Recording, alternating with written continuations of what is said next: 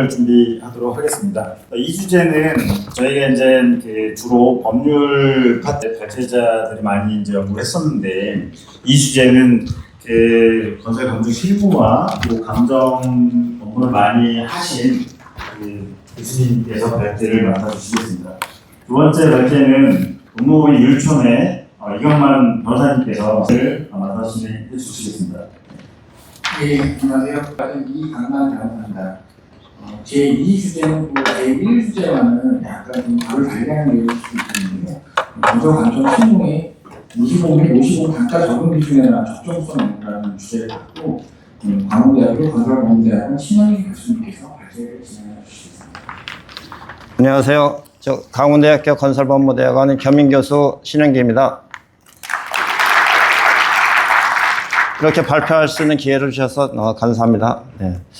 저는 이제 야후종합건축사사무소 25년째 운영하면서 저희는 이제 주로 이제 법원 감정만 전문적으로 하고 있습니다. 저는 이제 건축사, 기술사, 법학박사, 한국건설감정사 자격증을 취득하고 있고, 서울건축사협회 감정운영위원회 위원장도 맡고 있습니다. 네.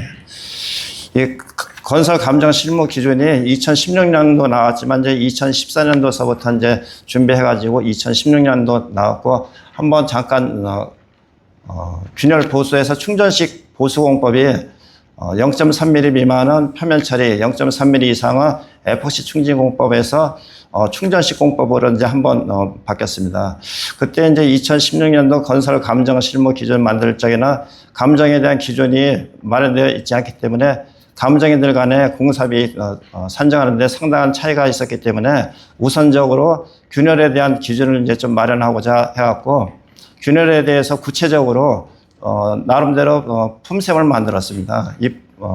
이 품셈은 건설 표준 품셈하고 좀 약간 다르지만 전문업체 품셈하고 건설 표준 품셈하고 이제 조합해가지고 이제 만들었는데, 그래도 이제 대체적으로 이 금액에 좀 약간 불만을 갖고 있다 손치더라도 감정인이 이 단가를 적용하게 되면은 대체적으로 무난할 것 같습니다. 근데 이제 이거를 벗어나서 다르게 적용했을 경우에는 그 공사비 차이가 상당히 크기 때문에 이걸 적용하는 것이 이제 제일 바람직할 것 같고, 제 이제 오늘 제목은 2016년 건설 감정 실무 미시공 및 오시공 단가 적용 기준에 관한 적정성 연구인데, 아직 뭐 여러 가지 다 다루기에는 시간도 상당히 좀 부족하기 때문에 이제 두 가지만 다루기로 하려고 합니다.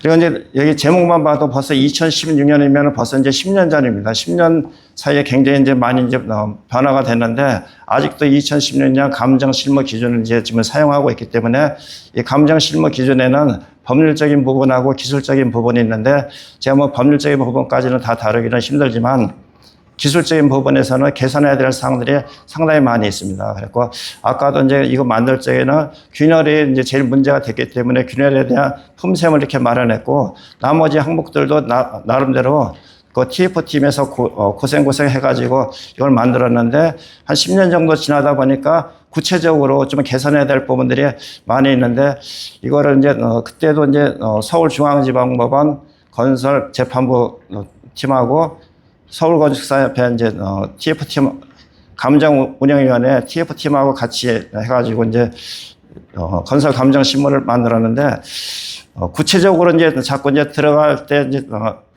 보면은 균열 외에는 나머지 부분에는 감정인들이 적용의 폭이 상당히 넓기 때문에 조금 더 항목별로 좀 구체화될 될 필요성이 있습니다. 그리고 이제 공동주택의 하자 보습이 산정하는 게 미시공 및 오시공 단가가 있고 이제 하자 보습이 있습니다. 미시공하고 오시공은 사용 승인 전에 발생된 부분이고, 하자는 사용 승인 이후에 이제 발생된 부분을 이제 얘기하는데, 실질적으로 미시공 및 오시공 항목은 전체 항목의 한 5분의 1도 안 되는 항목이지만 비용 산정하는 거는 3분의 2 정도를 차지하게 되어 있습니다.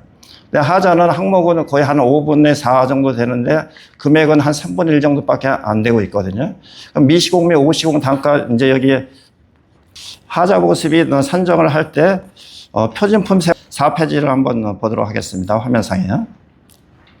하자 보수비 산출 방법은 표준 품셈으로 할 것인지 여부와 원가 계산 제비율 적용 기준도 이렇게 지정해야 된다 이렇게 되어 있습니다. 그러니까 이런 감정의 신문 기일 때 저기 이제 단가 적용 시점만 적용하는 게 아니라 표준 품셈으로 할 것인지 이런 부분도 결정을 해야 되는데 감정인들이 이런 부분을 얘기하지 않고 그냥 대체적으로 그냥 표준 품셈으로 하고 있습니다. 근데 표준 품셈은 신축공사일 때 거의 적용하는 거지 이렇게 부분적으로 보수할 때는 이 건설 표준 품셈이 적합하지는 않습니다. 그래갖고 실질적으로 이제 보수하는 비용도 산정하라고 이 건설 감정 실무 기준에 나와 있습니다. 앞에 이제 보면은 하자 감정에 대한 기준은 여러 가지 이제 많이 이제 서리는데 대체적으로 보면은 사용상, 기능상, 안전상, 미관상 지장을 초래할 때 이걸 이제 하자로 보고 있습니다. 5페이지 보시면은 하자 해당 여부나 하자 보수비 적정성 등에 관한 다툼이 있을 경우에는 감정인의 주관적 판단으로 하자 여부를 판단하는 경우에는 감정 보완이 필요하게 된다. 따라서 다른 보수 방법을 적용할 경우 보수 비용에 큰 차이가 있게 된다면 감정인에게 비용이 절감되는 보수 비용 방법을 적용하였을 경우와 보수비 산정을 요구하면서 감정을 보완을 명하는 경우도 있습니다.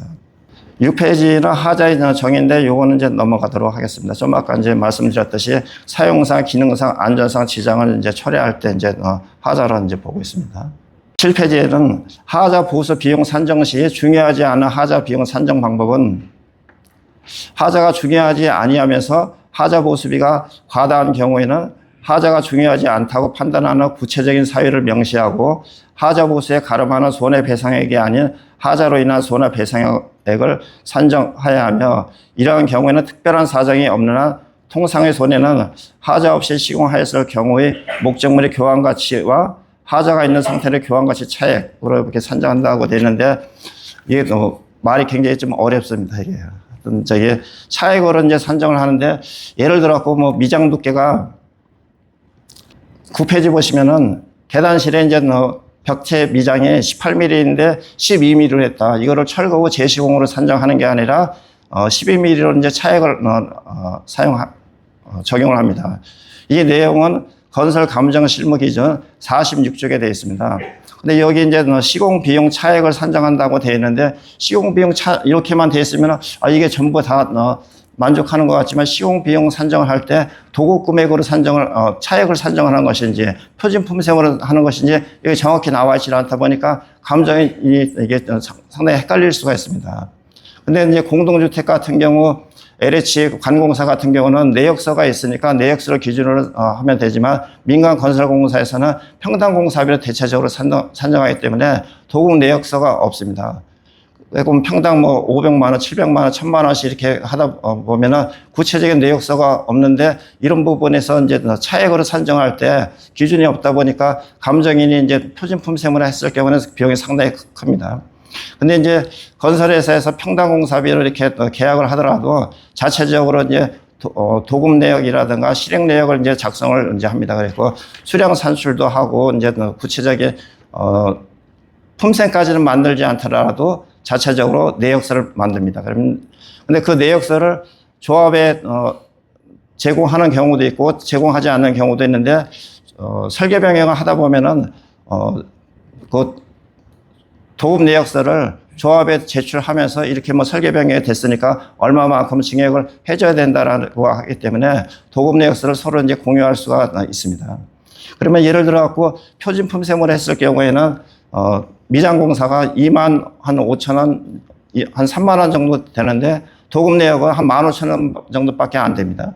그럼 뭐 18mm에서 12mm를 하게 되면은 3분의 1이 부족 시공이 됐는데 품셈으로 하게 되면은 그 차액이 엄청나게 많이 발생이 되거든요. 그래서 여기에 시공비 차액을 이렇게 산정한다 이렇게 되어 있는데 미시공하고 오시공의 단가 적용 기준은 기능상, 안전상, 미관상 지장을 초래하지 않는 경우에는 도급 내역을 기준으로 적용을 하는 게 맞습니다. 그래서 이런 부분들을 조금 더 이제 구체화 좀 시켜야 될 부분들이 있어갖고 제가 이제 요 말씀을 드리는 겁니다.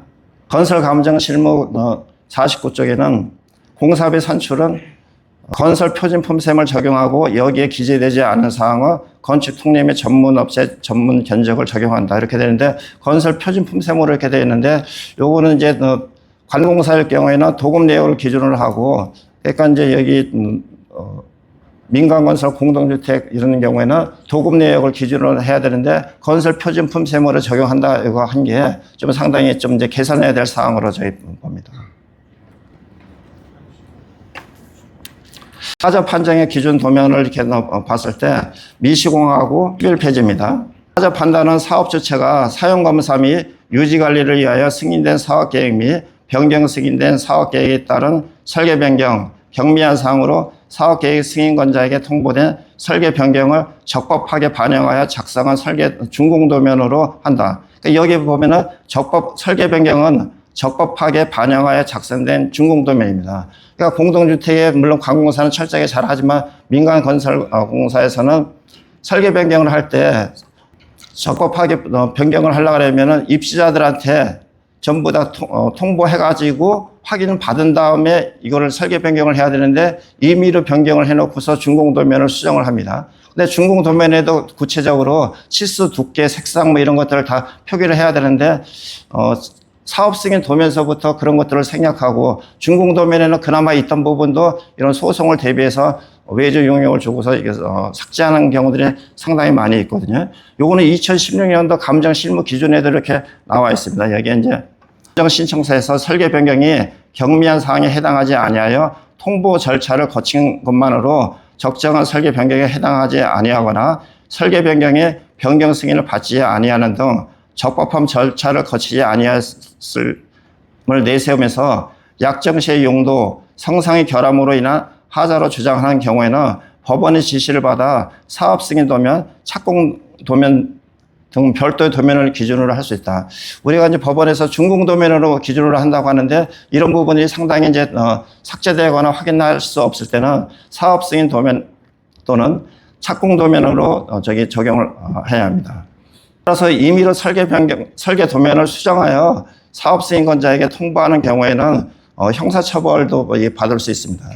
그러니까 이게 건설회사가 사용 승인 받기 직전에 현장 여건에 맞춰가지고 임의로 수정하는 경우에는 이렇게 또 이제 형사처벌도 또 받을 수도 있고, 금액이 예를 들어 뭐 돌을 붙여야 되는데 뭐 타일을 붙였다든가 해가지고 타일로 시공해놓고 설계 도면을 타일로 이렇게 뭐 시공했을 경우에는 상당히 그 입주자들한테 불이익을 받을 수가 있거든요. 그래서 이런 부분들은 입주자들한테 전부 다 통보해서 다 동의를 다 받고 금액이 저감됐을 경우에는 그만큼 돈을 또 배상을 한다든가 다른 또 상향 시공하는 경우로 또 상쇄시킬 수도 있습니다.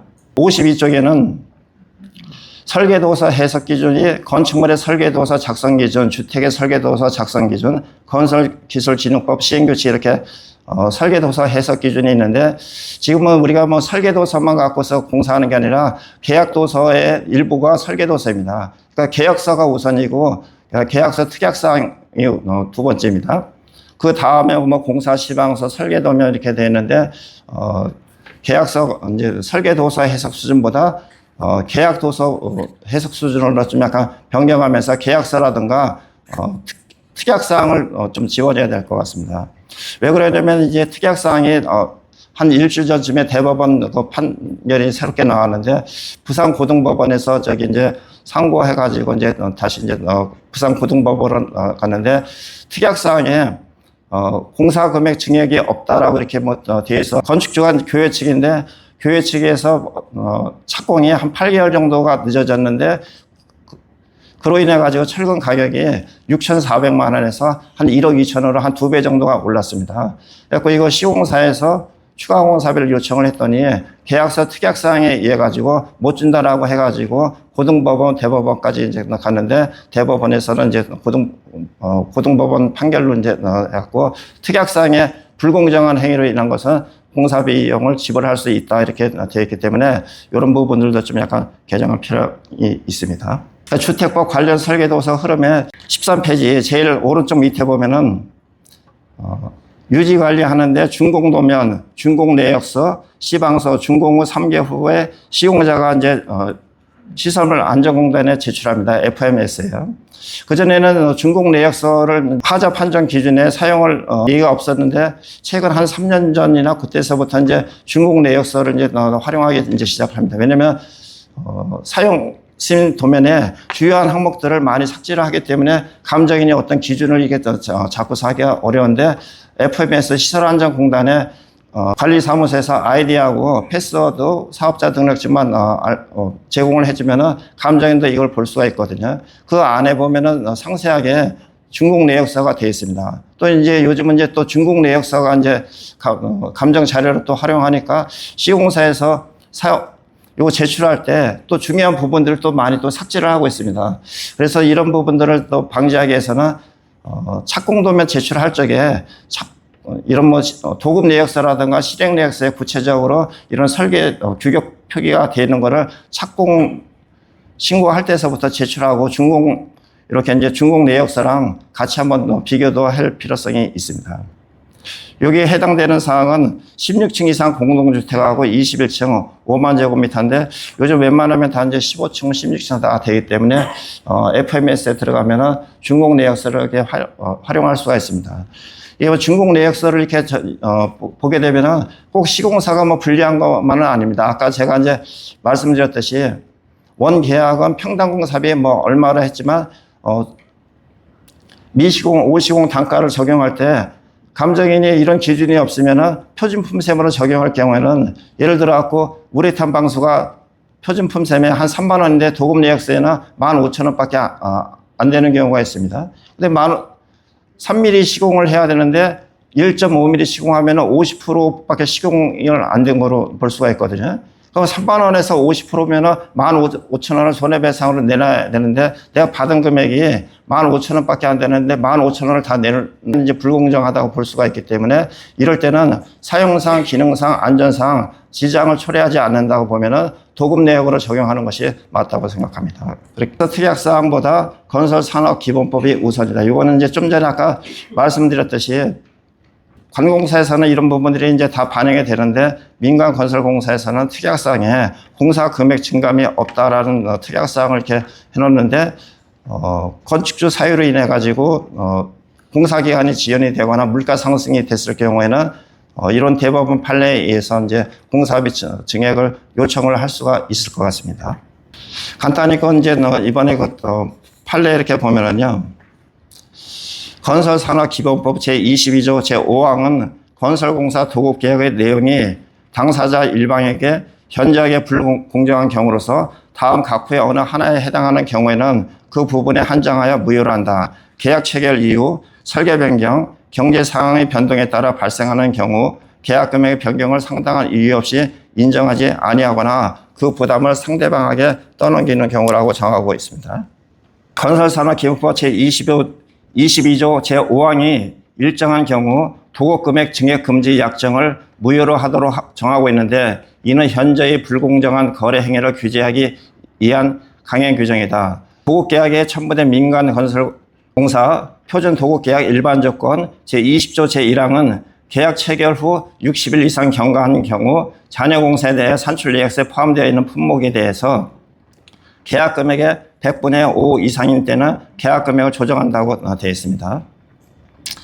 따라서 이 사건 도급계약 특약사항 제5 물가 상승 등으로 도급 금액을 증액할 수 없도록 정하고 있는 부분 중 민간건설공사 표준 도급계약 일반조건 제20조 제1항에 반하는 부분은 건설산업기본법 22조 제5항 1호에 위반하여 무효라고 보아야 한다. 7페이지 여기 보시면 아까 제가 이제 말씀드렸듯이 계약상의 철근 가격이 6,400만 원인데 8개월 후에 1억 2천으로 해갖고 6,500만 원이 증가됐습니다. 그리고 이제 이 6,500만 원이 전체 계약금의 11억 6천 중에서 5% 이상인 경우에 해당이 되기 때문에 여기 이제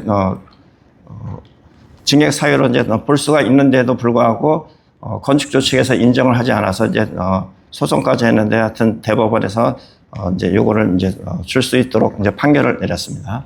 여기서 이제 원고는 이제 교회 측이고 이제 피고는 이제 건설회사하고 이제 공제조합인데 결론으로 원고의 피고들의 청구는 이유 없이 모두 기각해야 한다. 제1심 판결은 이와 결론을 일부 달리하여 부당하고 피고들의 항소는 이유 있으므로 이를 받아들여 제1심 판결 중 피고 건설회사와 공제조합의 패소 부분을 취소하고 그 취소 부분에 해당하는 원고의 피고들에 대한 청구를 모두 기각한다고 이렇게 되어 있습니다. 그래서 앞으로는 이제 특약사항에 불공정한 행위 부분이 있으면은 이거를 정상적으로 반영할 수 있는 것으로 볼 수 있습니다. 그다음에 다시 이제 미시공하고 오시공의 단가 적용 기준 부분이 있는데요. 20페이지입니다. 화면상에요.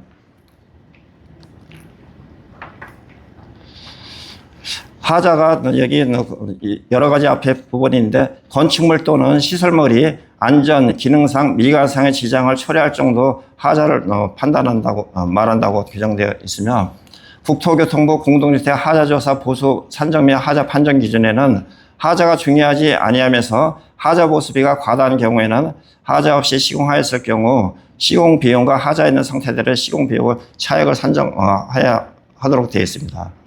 예를 들어 지금 이제 22페이지입니다. 공용 및 전유 부분 욕실 벽탈 뒷침 부분이 23페이지에 보면은 표준품셈에 타일 붙이기 타일공하고 보통인부 인건비가 0.138인, 보통인부 0.074인으로 이렇게 되어 있습니다. 단서조항을 보면은 떠붙이기 공법으로 시공되어 있어도 여기에는 해당 노무비는 소음반, 모르타르 배합 및 비빔, 먹매김, 규진털 설치, 타일 붙임, 줄눈 파기 및 마무리 작업이 포함된 노무비라고 규정되어 있습니다.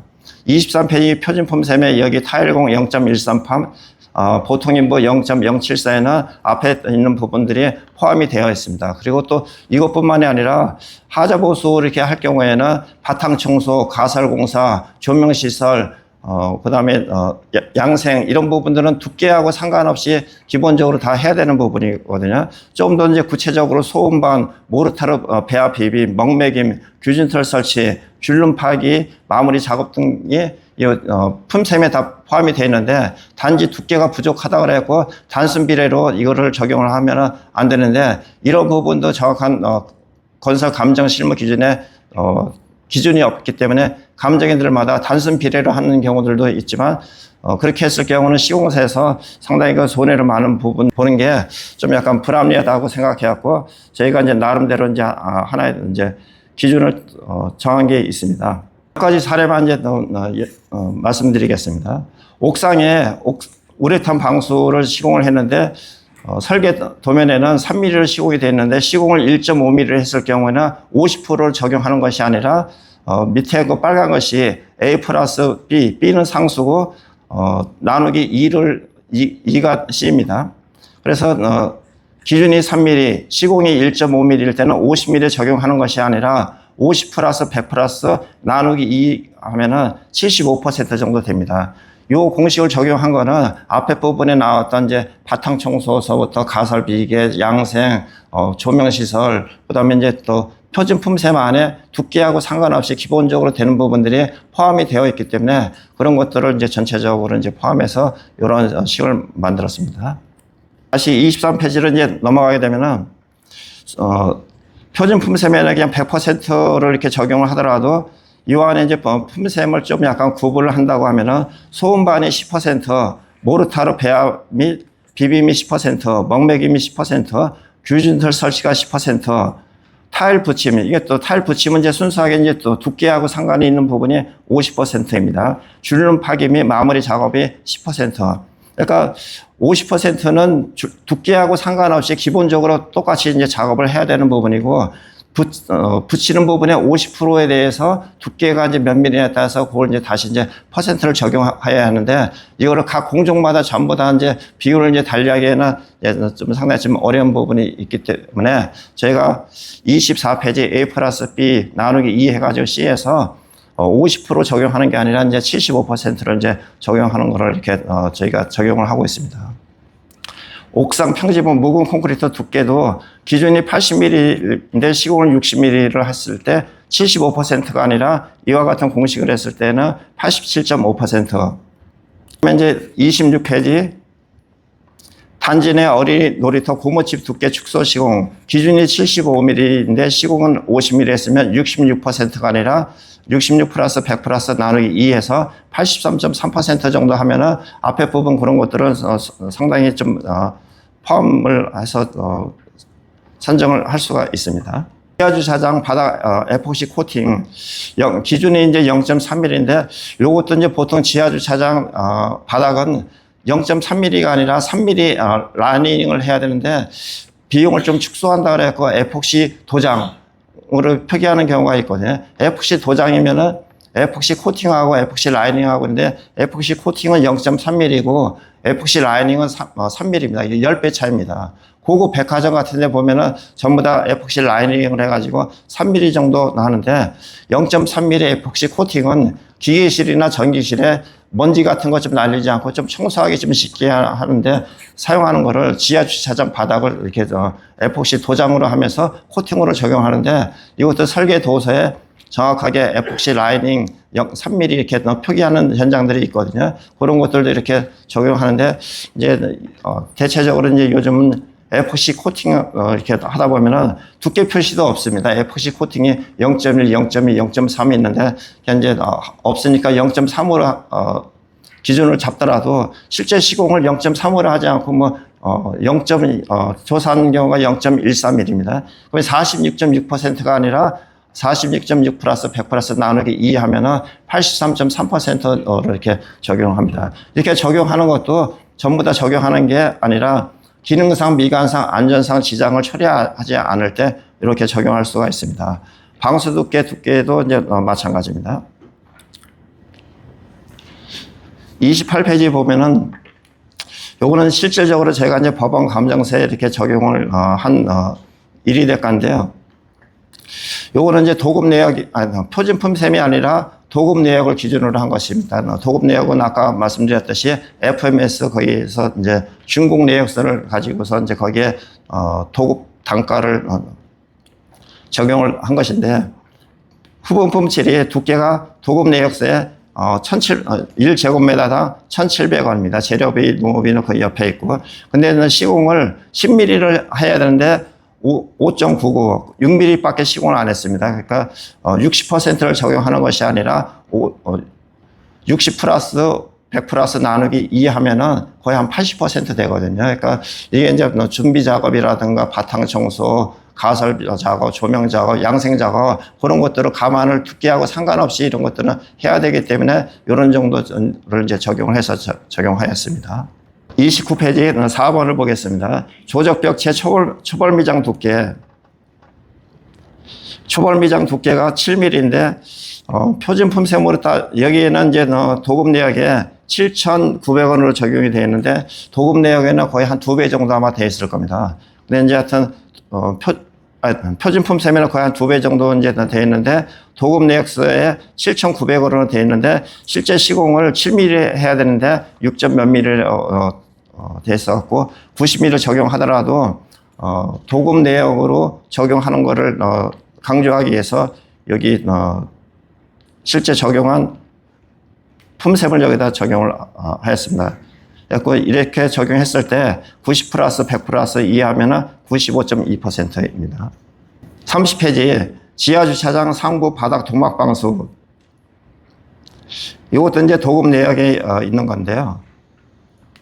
실질적으로 이게 표준품 셈으로 하게 되면 거의 25,000원 내지 30,000원인데, 도급 내역에는 12,500원으로 되어 있습니다. 12,500원인데, 두께가 3mm를 기준으로 해야 되는데, 1.5mm로 했기 때문에 50% 적용하는 것이 아니라, 도급 내역 단가에, 50 플러스 100 플러스 나누기 2에서 75%로 적용을 해서, 12,500원, 정상적인 도급 내역이 12,500원인데, 도급 내역으로 이와 같은 두께 기준으로 적용을 했을 경우에는 9,455원을 해갖고 요 차액으로 이렇게 적용을 하는 것이 실질적인 비용으로 볼 수가 있습니다. 결론적으로 보면은 1번서부터 6번이 좀 앞에 이제 설명했던 단가 적용 기준이라든가 두께 적용 기준에 대해서 요약을 한 것이고, 마지막 두 번째는 계약서 특약상보다 건설산업기본법 제22조 사항이 우선적입니다. 도급계약 특약사항 제5 물가상승 등으로 도급금액을 증액할 수 없도록 정하고 있는 부분 중 민간건설공사 도급계약 일반조건 20조 제1항에 반하는 부분은 건설산업기본법 제22조 5항 1호에 위반해 무효라고 보아야 합니다. 이 사건 도급계약 특약사항 제5호를 들어 어떤 경우에도 물가 상승 등으로 경제 상황 등의 변동에 따라 발생하는 계약 금액의 증액, 변경을 부정할 수는 없다고 이렇게 판결이 났습니다.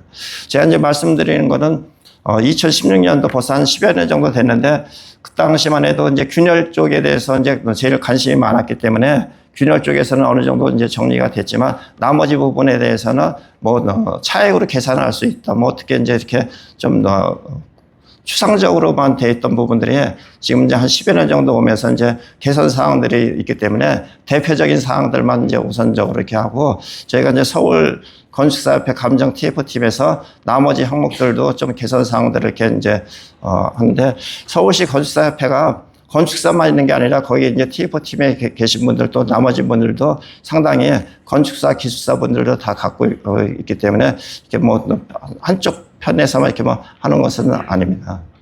오늘 발표는 이상으로 마치도록 하겠습니다.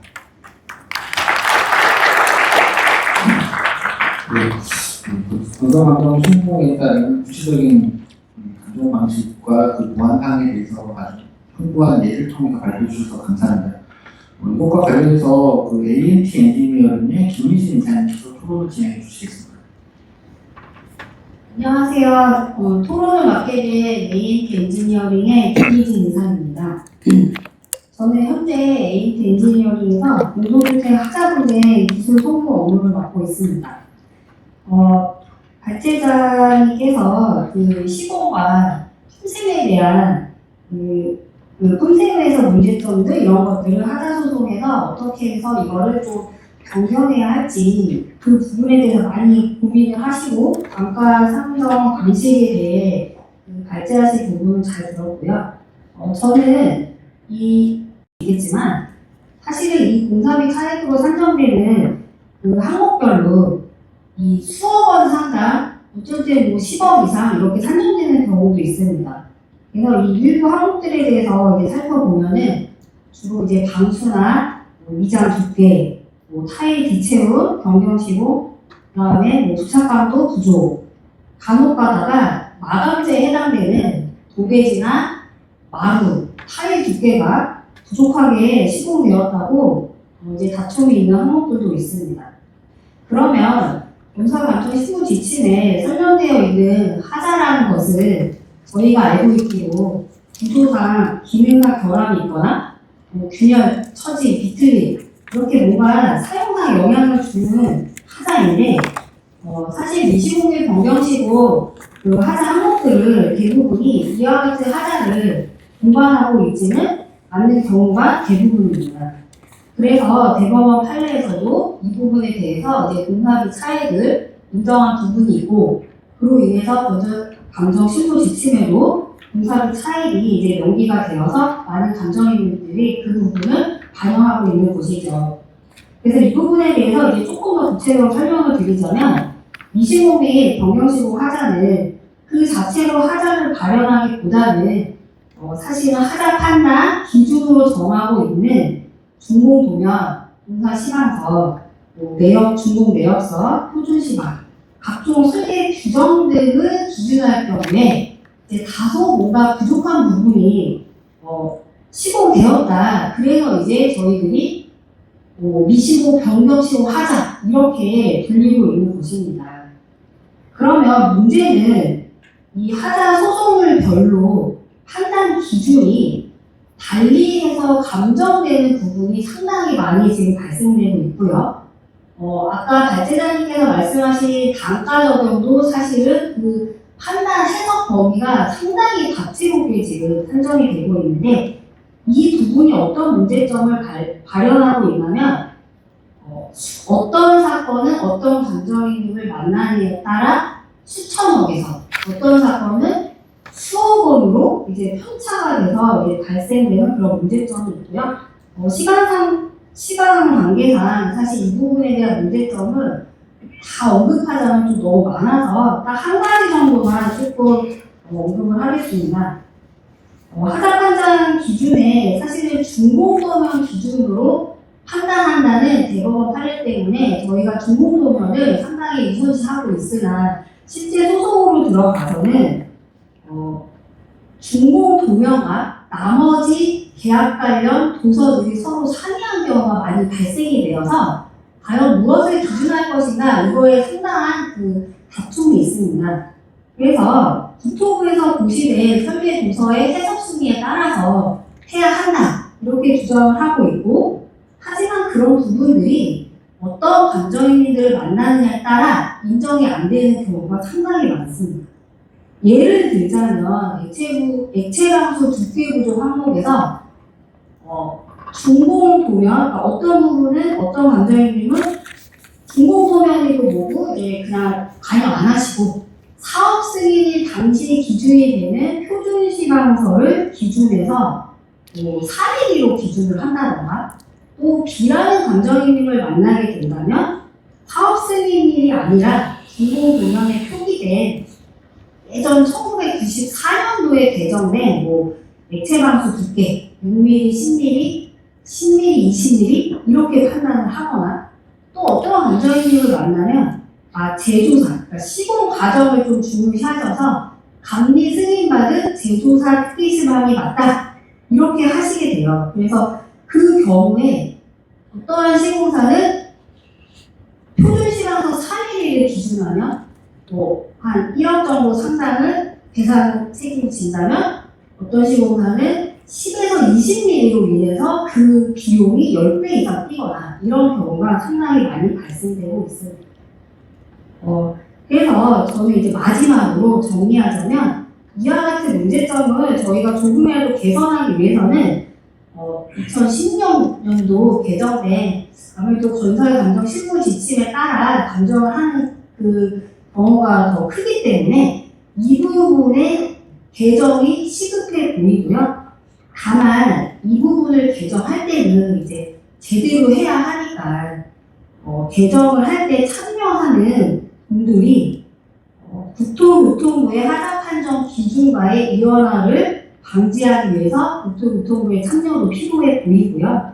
그리고 공정별로 조금 공정하고 객관적인 기준을 수립할 수 있도록 전문 공정별로 예를 들자면 콘크리트 학회라던가 방수 학회라던가 이러한 학회의 전문가들이 참여될 필요가 있고, 또 가장 많이 다툼이 있는 건축공사 표준시방서에 대해서 저희가 많이 다투고 있는데, 이 시방서를 제정 및 개정한 대한건축학회, 또 이제 나머지 각종 시공학회 이런 분들이 참여해서 만일 개정이 된다면 이참에 좀 제대로 개정될 필요가 있고, 이러한 것들을 제가 이제 토론에서 아까 제안 드린 이유는, 하자소송 아까 발제자님께서 말씀하셨는데 하자소송의 전체 고수비에 많게는 70%, 80% 이상이 이 미시공 변경시공 항목에서 산정되기 때문입니다. 그래서 이제 정리하자면 이런 합리적인 감정 기준과 앞에 발제자님께서 말씀하신 보수 방안이 마련될 필요가 있습니다. 이상으로 토론을 마치도록 하겠습니다. 현재 하나 감정에서 발생할 수 있는 문제점과 거기에 대한 비판하기 위한 대응 방안까지 조금 보충 토론 감사합니다. 시간상 이것으로 모든 제2주제까지는 마치도록 하겠습니다. 감사합니다. 네.